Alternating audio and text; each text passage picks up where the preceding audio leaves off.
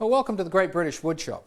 Today we're going to complete a project that we started in the last program. It's called the Compact Kitchen Diner, built out of solid beech. And in the first show we took a trip out to one of my favourite properties, Polesden Lacey, and we found a couple of Pembroke tables that gave me a lot of good ideas for this project. The main frame is constructed of 6 legs, and these legs are joined together with rails and mortise and tenon joinery. The top is constructed in 3 sections, the centre section here and 2 drop leaves. And the drop leaves are supported by this slide-away arm, and because there's no gate legs supporting the leaf, there's plenty of room for people to get their knees underneath. Now the table's big enough to seat 4 people. And the leaves are joined to the centre section with a couple of table hinges, and I made a rule joint here, which is the classic treatment for a drop leaf table. In today's show, we're going to build these stools. Now they're constructed with more mortise and tenon joints. The legs are actually tilted, and that's to give some more stability to the stool, but that also means that there's going to be angled tenons on all of these rails. The top's joined together, again built out of solid beech, and there are 2 stools that ride on these runners underneath for easy storage and access.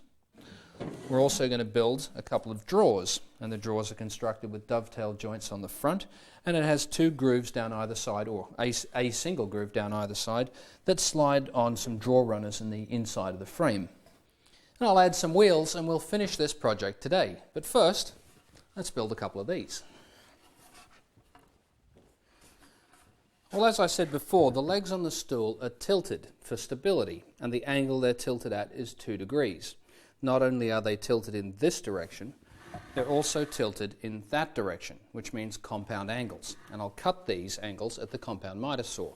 But before I actually cut these legs to length, I'm going to select some legs for various positions based on how these faces actually look, because sometimes the faces are better than others. Now for this leg here, the back right one, let's say, that's a pretty nice looking face, and so's that. So let's mark that back right. Now for the next leg, I like the look of that face. I'm not too keen on that one. I'm even less happy with this one. So I guess I'm going to have to make a compromise on that. I'll use this one as the front. We'll call that front right, and we'll call that front right, and that can sit there. And now I'll do the same to all the other legs, and then I'll cut them to length at the compound miter saw. Now the first thing to do is to swing the saw around to 2 degrees. Lock that in place, and then also to tilt it at 2 degrees. Now they get tilted at 2 degrees to the right of 0. Now with these indicator marks that I put on the board before, I'm going to keep one of them against the fence and the other one facing up. And if I do that on all the boards I'm going to cut, the angles will be in the correct direction. Now I'm just going to adjust the stop on the fence to 580, and I won't need to make any other adjustments to the saw. I'll just be able to slide all the legs down, and each of them will be cut at exactly the same length. Now the lower rail and the upper rail are different lengths, obviously because it's tapered, and these angles here where these meet are again 2 degrees. So I've tilted the saw back to 0, but I've left it swung around to 2 degrees on the miter, and I'm going to make the first cut now.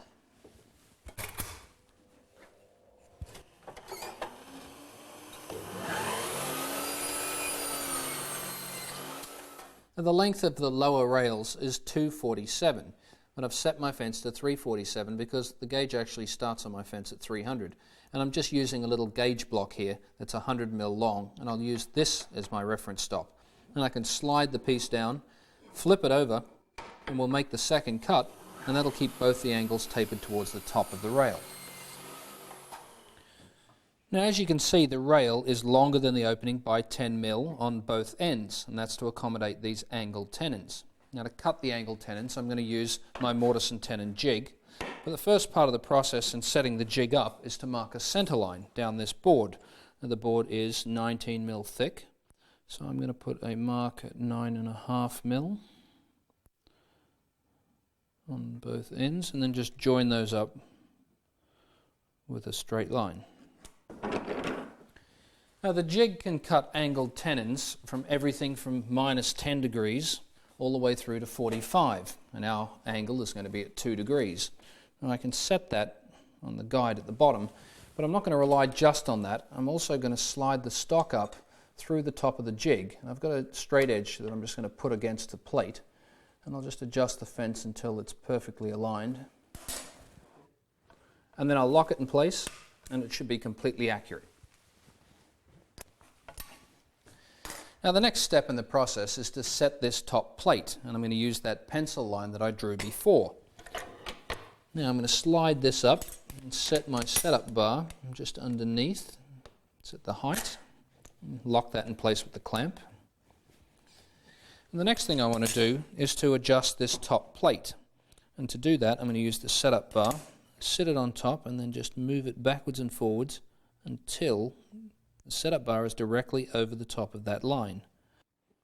The next thing is to mark in 5 mil from either side, and that's where I'm going to actually start and stop the cut.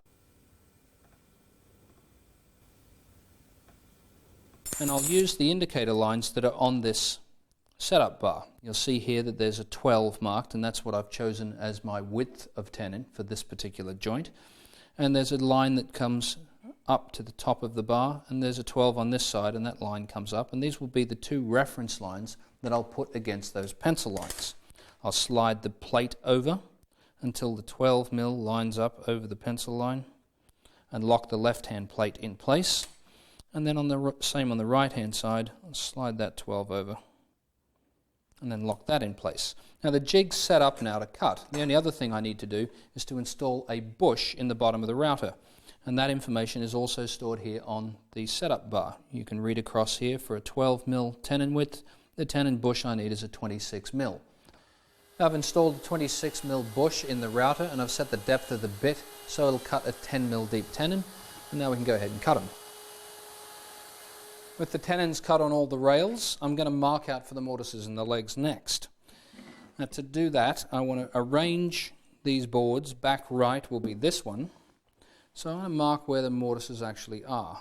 There'll be one there and one there. On the back left, which will be this one, and again, keeping my orientation marks to the outside, I'll want a mortise to be here and another one here. Now with the mortise positions roughly marked out, I'm going to line all these boards up with a square.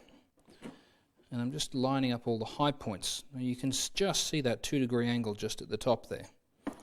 I'm going to hold all these in place with a clamp so they don't move. And I'm going to measure down just around the midpoint of one of the boards 5 mil. And that's where the mortise is going to start, and I'll draw a line across all 4 boards. Now I'm going to take the clamp off and rotate all the boards through 90 degrees. Now I'll square up the ends again and put the clamp back on and transfer the pencil line around and draw another line down this face. And these 2 lines will be the reference lines that I'll use when I go back to the jig to cut the mortises. Now to find the positions for the mortises for the lower rail, I'm going to use this little template, and this is exactly the same length as the top rail minus the tenons. It's going to sit just between those legs, and I want to use that as a spacer, and I'm going to hold it together with a clamp just temporarily.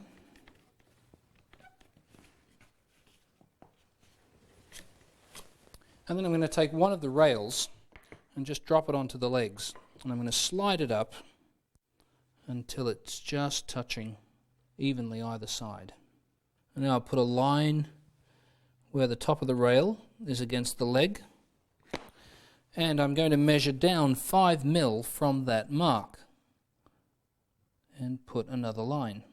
Now that 5 mil is the distance between the top of the rail and where the tenon is going to actually be, and that's where the mortise is going to start.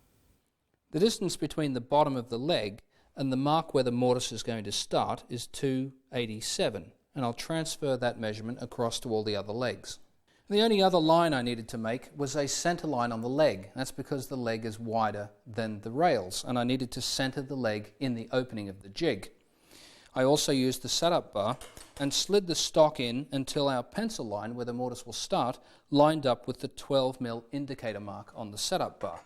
I've changed the bit to a 12 mil diameter cutter, and I'm also replacing this bush And this bush will accept a 54mm collar that will ride in this opening, and it will stop any sideways movement and just allow the bush to travel backwards and forwards, and that's how we're going to cut that mortise.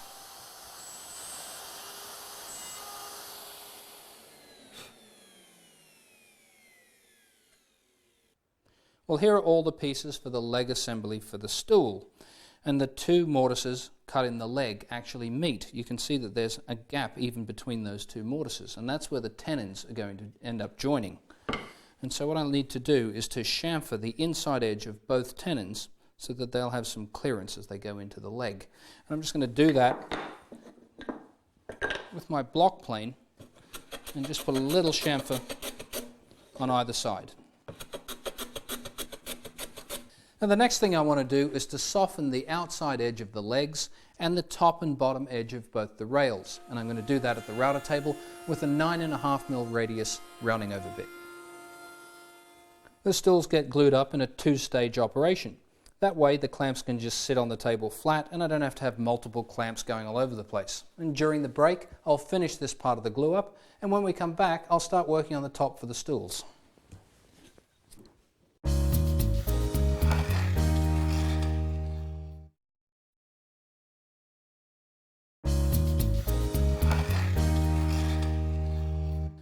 Welcome back to the Great British Woodshop. In this half of the show we're going to complete our compact kitchen diner. So far we built the leg assembly and the drop leaf tabletop. And in the first half of this show we built the stool legs. Now I'm going to build the seat for the stools out of some of this rough stock. Now the top of the stool measures 300 by 300 and this timber is 150mm wide, so I'll get two pieces out of this for the top. I'll rough cut it at about 320 long, and then I'll run it through the jointer and the thickness planer to get it down to 19mm thick, and then we'll be ready to joint them together.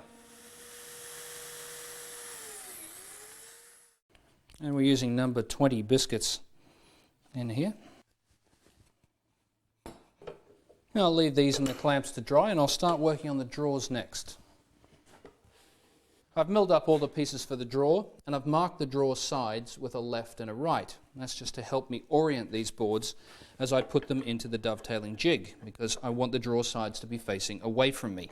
And inside there's a built-in stop that the stock has to go firmly up against. Now the tail guides get clipped into this bar, and the bush that's installed in the router will just ride in on those fingers and remove the material in between. To cut the pins, I just need to change these guides. Now you'll notice that I've put a pencil mark on the fence here, and that lines up with the little indicators that are on the guides. And the pins have the same indicators. And they just click in line with the pencil. And the drawer front gets slid in, face down. And to set the depth of how far this drawer front slides through, I'm going to use the side of the drawer, because you want the drawer front to stick through the same dimension as the drawer side is wide. And now I can cut out this material between the pins, and the cutter in the router stays the same. Well, next I want to cut grooves down the inside edges of the drawer sides in the front to receive the base of the drawer. And I've set up a 6.3mm straight cutting bit in the router, and I've set the fence so that the groove will be 10mm from the base of the drawer bottom. And now I'll run them through. Now to cut the groove in the drawer sides that will receive the back, I'm changing the bit to a 12.7mm, and then I'll readjust the height of the cutter and set the fence, and I'll make that cut. The final width of the back panel is 62mm, so I'm going to set the fence to 63, make the cut, and then clean up that edge on the jointer. Now the length of the drawer base is 281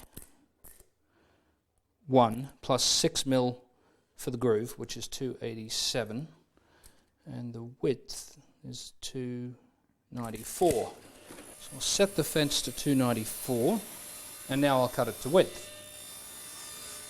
Next I'll square up one end, and then I'll readjust the fence to 287 and cut both the drawer bottoms to length. The drawers ride on some beech runners that fit in these grooves. I've drawn a couple of indicator lines on the fence which correspond to the two outside edges of the cutter, and I've measured along the distance that I want to stop the cut. and then I'll line up the board with that line, drop it onto the cutter, push it all the way through, and on the other side of the drawer I'll push it through until I reach the line on the other side and then lift it off. Well, finally we're ready to glue up the drawers.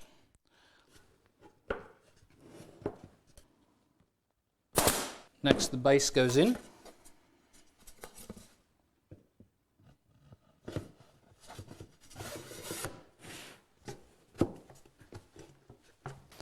And then I'll tack that in place with some of those 15mm brads as well. Well, now I'm ready to glue up the rest of the stool, and the leg assembly attaches to the top with 4 of these 2.5-inch number 10 screws, and the screws pass through the upper rails into the top. Now I should have drilled some holes for these screws before, but I forgot. So before I glue up the rest of it, I'm going to drill some holes in these pieces over at the drill press, and then I'll drill these ones by hand later.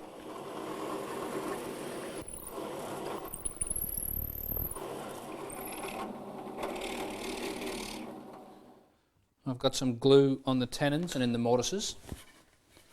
And the other side goes on. And I'll put some clamps on it. It's square. I've cut the tops to size and I've given it a sanding with some 120 grit paper. Now when you get the grain matched on 2 boards that you're joining together, the join line just disappears completely. Now to cut a curve on all 4 corners, I'm just going to use a tin and just mark a little radius, and then I'll sand this back to the line at the sanding station. And then I'll round over the whole top with a rounding over bit in the handheld router. Well, now for those 2 holes that I didn't drill earlier, I'll just carefully drill them through with a hand drill, and then I'll countersink the holes from underneath. I'm just sitting the leg assembly on top of the stool seat and checking that there's an equal distance all the way around. And then I'm going to pass a couple of those screws through those clearance holes and just push it down to make a mark. And I'll drill some pilot holes for those number 10 screws on the underside of the stool seat. Now you'll remember that the stools are suspended inside the diner on 2 rails. And I'm just going to mark some positions for these screws that I'll use to attach the rails to the frame. I think we'll have one about there, one there, one about there. And I'll drill some 5mm clearance holes for the screws, and then I'll countersink it back at the drill press. Next I'll round over both ends at the sanding station. I've put the 2 stools in and rested it on a couple of boards, and that'll give me some clearance between the bottom of the leg and the bottom of the frame. And I'm just going to slide the rail through until it's 10mm from the end of this board. And I'm going to use a screw, pass it through that hole, and mark positions for the screws that I'll use to attach this rail to the frame. Now I'll do the same thing to the other side, and I'll drill some pilot holes and then attach these rails with some 1.25" number 10 screws. Well, almost there. Now it's onto the drawer runners. Now when it comes time to attach these drawer runners, I'm okay on this side and this side. But on these 2 opposing rails, I've got a gap in here. So I need to fill in this with a dummy rail. And I'm going to fasten those 2 with some 32mm finish nails. Now when I built these drawers, I made the front 1mm narrower on either side of the opening in the diner. That'll give it a nice perimeter all the way around. And now I need to center this in the opening. And the way I'm going to do that is with these runners. These are made out of beech as well, and these are 7mm thick. The trench that I cut in the side of the drawers is 6mm deep. So when the runner goes in there, there'll be 1mm sticking up on both sides. That'll keep it centered. Now the runner just slides in the groove and will butt up against the end of the trench. And that's a reference stop for the drawer. I'll hold it with some tape. Now I'm going to bring it into the opening, slide it in, and just hold it in place with some clamps until I get it level.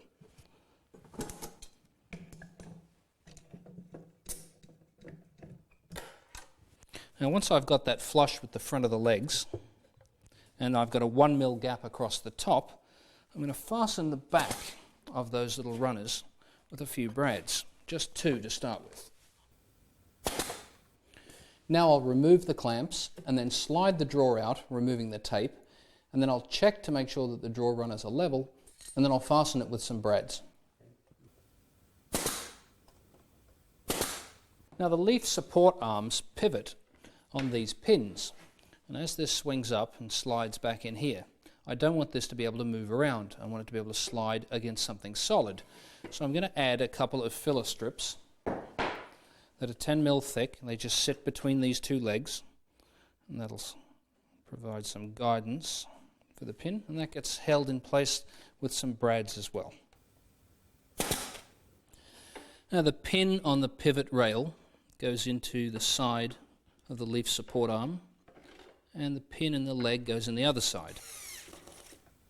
Before I can attach the leaf support arm, I'm going to add a little magnetic catch, and it's in 2 halves. This is the first half, which is a little disc, and I'm going to recess a hole in the arm with a 12mm Forstner bit and attach that with a screw. The other half of the magnetic catch goes down here in the bottom of the leg. So to mark the position for that, I'm just going to use a black marker pen and just blacken out this screw head. And I'm going to hold it in place while the ink is still wet and press it in the location where it's going to go. And that should give me an indentation, and that's the point where I'll drill the hole for the magnetic part of the catch, and I'll do that with an 8mm bit, and then I'll hammer the magnetic piece in. Well, I've flipped the diner upside down, and I've marked positions in the centre of the 4 outside legs, and I'm going to drill some holes for these little sleeves. Now this is what the wheels slide into. And I'm going to drill those holes with a 1/2-inch Forstner bit.